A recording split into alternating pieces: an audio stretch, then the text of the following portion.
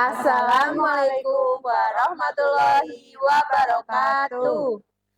Kami, calon guru penggerak Angkatan 11 Kabupaten Banyumas, akan melakukan demonstrasi kontekstual modul 2.3 coaching dalam supervisi akademik terdiri dari saya, Feviana Rosmaningrum dari SDN 3 Lumbir, dan rekan saya, Eko Yuliansor dari SDN 3 Canduk, dan teman saya, Dewi Tanjung Damayanti dari SD Negeri 3 Lumbir.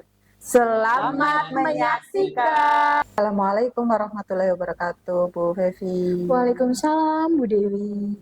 Gimana kabarnya, Bu Fevi? Alhamdulillah, Bu Dewi. Baik, Bu Dewi bagaimana kabarnya? Alhamdulillah, Bu Fevi, kabar saya baik-baik saja. Sebelum kita melakukan coaching, sebagai awal saya akan melakukan beberapa pertanyaan nih sama Bu Fevi. Pertama-tama saya akan mendiskusikan tentang rubrik penilaian kita hari ini ya. Baik Bu, pada coaching kita hari ini, coach dan coachee akan saya amati dan nilai sesuai dengan rubrik penilaian. Apakah sudah sesuai dengan alur tirta atau belum? Kemudian bagaimana Ibu memberikan pertanyaan berbobot kepada coachee dan juga bagaimana coachee tersebut merespon atau menanggapi. Juga bagaimana coachee tersebut menanggapi pertanyaan dari coachnya. Nah, jangan lupa ya disesuaikan dengan prinsip coaching diantaranya kemitraan, proses kreatif, dan prinsip coaching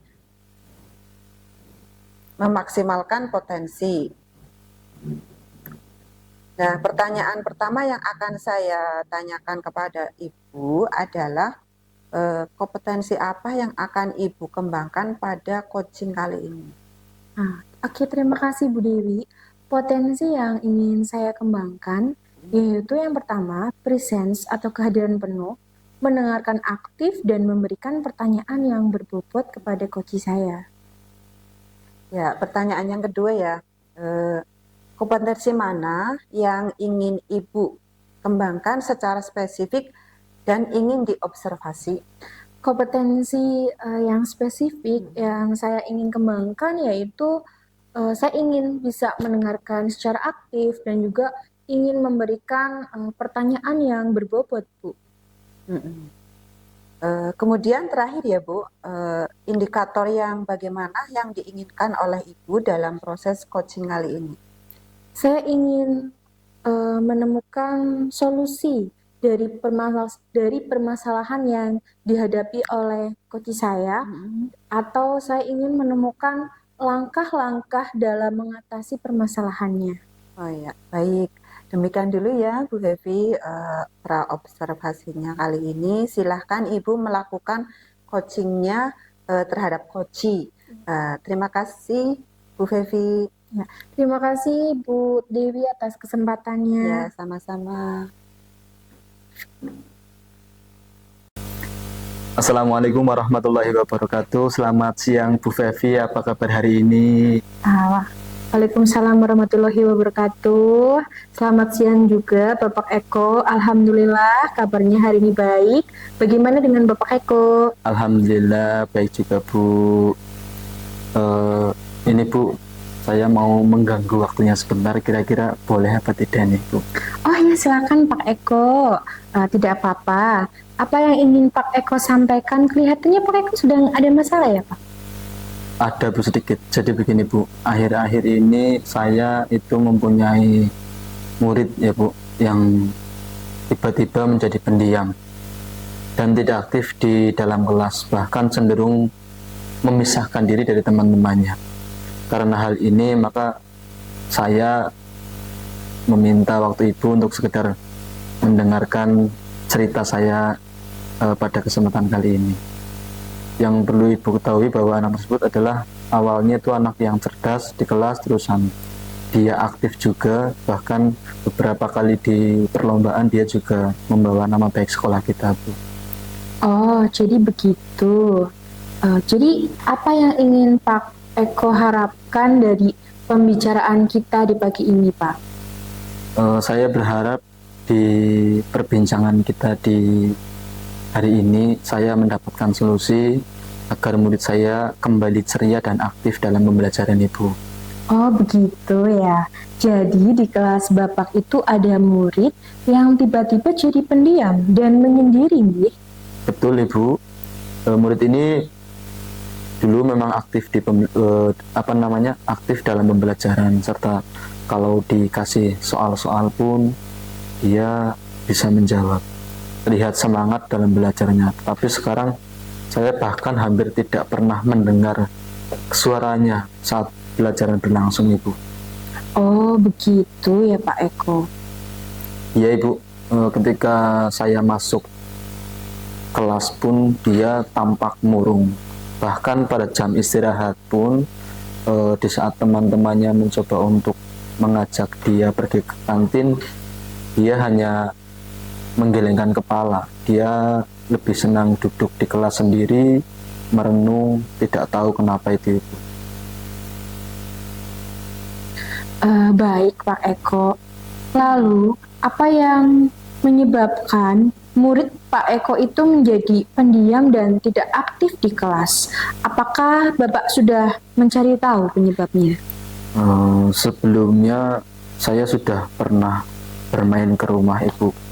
Saya menemui orang tuanya, yaitu ibunya. Dia bercerita kalau baru-baru ini ayahnya telah di PHK. Mungkin hal tersebutlah yang membuat anak ini cenderung diam. Mungkin karena dia menjadi anak yang kurang percaya diri karena bapaknya di PHK Ibu. Oh, begitu. Jadi menurut Pak Eko, kondisi seperti itulah yang membuat murid Pak Eko itu menjadi pendiam dan tidak aktif. Lalu, cara seperti apa yang terpikirkan oleh Pak Eko ini agar murid Pak Eko itu kembali ceria dan aktif kembali?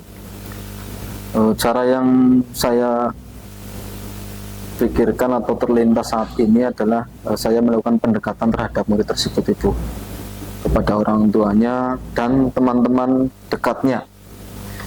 Ketika saya mendekati anak tersebut, saya akan pelan-pelan mencoba untuk mencari tahu kondisi emosionalnya seperti apa. Mungkin karena akibat dari dia mendengar ayahnya telah di PHK, mungkin berakibat keadaan emosional tersebut menjadi kurang stabil.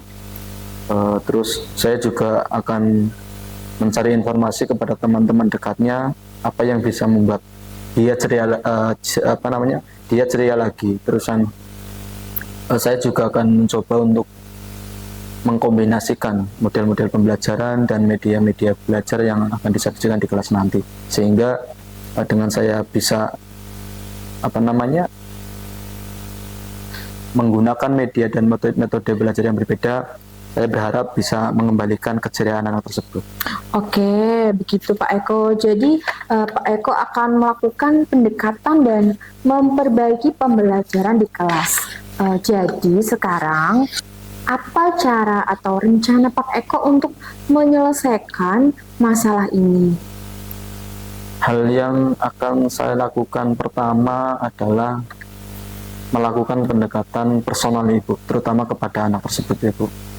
Setelah saya mencoba melakukan pendekatan personal kepada anak tersebut, yang kedua saya akan mencoba untuk mendekati orang tuanya, ya. Barangkali dengan saya bisa memperoleh informasi yang lebih dari orang tuanya, saya bisa mengembalikan keadaan emosional anak tersebut. Kemudian saya juga akan meminta teman-temannya untuk terus memotivasi anak tersebut agar tetap ceria, aktif, dan rajin belajar. Dan yang terakhir, saya akan mencoba menerapkan model pembelajaran yang lebih aktif, melibatkan peserta didik, sehingga anak tersebut bisa bersosialisasi, bisa berkelompok lagi dengan teman-teman, bermain lagi dengan teman-teman. Diharapkan dengan saya menggunakan model tersebut, anak tersebut bisa kembali ceria Ibu. Oke, Pak Eko. Tadi kan Pak Eko bilang kalau misalkan ingin menggunakan metode atau strategi. Kira-kira menurut Pak Eko itu strategi atau model apa sih yang tepat begitu untuk mengaktifkan anak-anak agar kembali aktif? Mungkin bisa dijelaskan yang ingin Pak Eko terapkan itu kira-kira model apa, strategi apa begitu Pak? Baik Ibu, seperti yang telah saya sampaikan tadi, bahwa saya akan menggunakan model atau media pembelajaran yang mengaktifkan murid atau memotivasi murid. Saya juga insya Allah yang akan saya terapkan adalah model pembelajaran berdiferensiasi Ibu, karena menurut saya ini adalah model yang tepat, karena di situ seorang guru dituntut untuk bisa mengetahui, bisa melayani model belajar murid yang berbeda. Dengan saya terus memberikan model pembelajaran yang berbeda, diharapkan anak tersebut lebih giat belajar. Bahwa dalam kehidupan pasti ada kegelapan ya Bu, namun kita harus bangkit. Anak itu juga merupakan kebanggaan sekolah lah, karena dia pun pernah menorehkan prestasi, membawa nama baik sekolah di ajang perlombaan baik akademik maupun non akademik. Saya juga berkomunikasi dengan orang tua untuk selalu mendukung anaknya dalam belajar. Di kelas saya juga akan meminta teman-temannya lah untuk menunjukkan rasa empati dan simpati. Jangan terus menjauhi. Seandainya kok dia sedang murung tapi malah dijauhi teman-temannya, mungkin akan tambah murung kayak gitu. Terusan saya juga akan menunjukkan bahwa makna persahabatan itu sangat penting. Selain itu, saya juga akan menerapkan berbagai model pembelajaran agar murid aktif di kelas, misalnya diskusi, bermain peran, atau model cooperative learning, di mana murid akan bekerja sama di dalam kelompok. Dengan pembelajaran aktif, tentunya anak yang tadinya pendiam diharapkan akan menjadi lebih terbuka dan bisa bekerja sama dengan teman-temannya. Oke, bagus sekali rencana yang disampaikan oleh Pak Eko ini. Ya Bu. Kemudian saya ingin bertanya Pak Eko, tadi kan Bapak punya strategi, ada model juga berdiferensiasi ya. Nah, setelah itu bagaimana komitmen Pak Eko terhadap rencana Pak Eko ini? Tentunya rencana ini akan menjadi sebuah rencana apabila tidak ditindaklanjuti. Jadi saya akan terus berkomitmen, terus memotivasi siswa agar lebih giat belajar dan tetap percaya diri apapun kondisinya, karena dengan ilmu pengetahuan mereka akan dapat meraih cita-citanya. Saya akan terus menggunakan berbagai model pembelajaran yang mengaktifkan murid agar anak itu ceria dan aktif kembali. Tidak hanya pada anak itu, pada dasarnya pemilihan berbagai model pembelajaran akan memfasilitasi kebutuhan belajar siswa. Dengan kegiatan yang bermakna, maka pengetahuan mudah terserap sehingga tujuan pembelajaran akan tercapai. Anak-anak juga akan lebih aktif, senang dan memupuk rasa kebersamaan. Mereka juga akan lebih nyaman apabila di dalam kelompoknya itu. Wah, bagus sekali ya Pak Eko. Saya mendukung Pak Eko. Semoga rencananya berjalan dengan lancar ya Pak Eko. Amin, terima kasih Bu. Nah, kira-kiranya ini Pak Eko, untuk menjalankan rencana ini, siapa yang akan membantu Pak Eko nanti? Baik, tentunya dalam menjalankan sebuah rencana saya tidak bisa sendirian. Saya membutuhkan rekan sejawat, guru mapel, ataupun guru BK. Pada kesempatan kali ini saya menekankan kepada guru BK karena apabila anak tersebut mungkin malu cerita dengan saya ataupun cerita dengan orang tuanya, maka dari itu saya meminta rekan saya guru BK untuk bisa menggali informasi mengenai keadaan emosional anak tersebut, serta dengan teman sekelas yang biasa dia bicara, ya, dia cerita dengan teman-teman, mungkin ini bisa memberikan informasi lebih sehingga saya bisa memberikan sebuah suplemen ataupun trik kepada saya untuk bisa meningkatkan rasa percaya diri sehingga anak itu bisa belajar dengan baik dan aktif kembali Ibu. Oke Pak Eko, jadi tindak lanjutnya Pak Eko itu tadi akan kolaborasi dengan Coach Jawat ya Pak Eko. Nggih, Ibu. Oke, jadi pada sesi ini apakah percakapan kali ini sudah sesuai dengan tujuan awal? Sudah Ibu, saya sudah tahu apa yang harus saya lakukan dan saya juga sudah menemukan solusi dari permasalahan yang saya hadapi saat ini Ibu. Oke, baik Pak Eko, saya doakan semoga rencana Pak Eko ini akan berhasil. Terima kasih Bu atas waktunya. Semoga rencana yang saya telah rencanakan tadi bisa berjalan lancar dan berhasil sehingga anak tadi yang pendiam bisa menjadi aktif kembali Bu. Amin Pak, sama-sama. Oke, terima kasih Bu atas waktunya. Ya, sama-sama Pak Eko. Oke. Assalamualaikum Bu Fevi. Waalaikumsalam Bu Dewi. Bu Fevi tadi sudah melakukan coaching ya dengan Bu sama Pak Eko ya. Iya. Nah, sebelum penutupan ya Bu, saya itu akan menanyakan beberapa pertanyaan nih pasca observasi ya. Yang pertama itu apa yang sudah Ibu lakukan pada saat melakukan coaching terkait indikator ketercapaian yang diinginkan. Di coaching ini saya telah melakukan dengan alur tirta. Tadi saya menanyakan tujuan identifikasi rencana aksi dan tanggung jawab, sehingga alur tersebut itu bisa menggali koci untuk menceritakan permasalahan dan menemukan solusi-solusi dari permasalahan koci tadi Bu. Oke Bu Fevi, menurut saya sebagai observer ya, proses coaching tadi antara Bu Fevi dengan Pak Eko itu sudah berjalan dengan baik dan juga proses alurnya juga sesuai dengan alur tirta dan juga Bu Fevi juga sudah berusaha menggali dengan memberi pertanyaan-pertanyaan kepada Pak Eko sehingga Pak Eko bisa menemukan solusi dari permasalahannya. Ya, dan juga coaching tadi juga sudah dilakukan sesuai dengan prinsip coaching. Nah, pertanyaan yang terakhir ya Bu, sebelum kita tutup, itu kompetensi apa yang ingin dikembangkan berdasarkan hasil melakukan coaching yang barusan dilakukan? Baik Bu, kompetensi yang ingin saya lakukan yaitu dengan cara saya ingin lebih memahami lagi proses kita sehingga saya bisa atau saya dapat melakukan coaching lebih baik lagi. Nah itu ya Bu ya, semoga kedepannya kita bisa melakukan coaching dengan lebih baik lagi ya Bu. Demikian observasi kita hari ini, semoga bermanfaat bagi kita semua ya Bu. Sebelumnya saya ucapkan terima kasih kepada Ibu Fevi ya. Wassalamualaikum warahmatullahi wabarakatuh. Waalaikumsalam warahmatullahi wabarakatuh.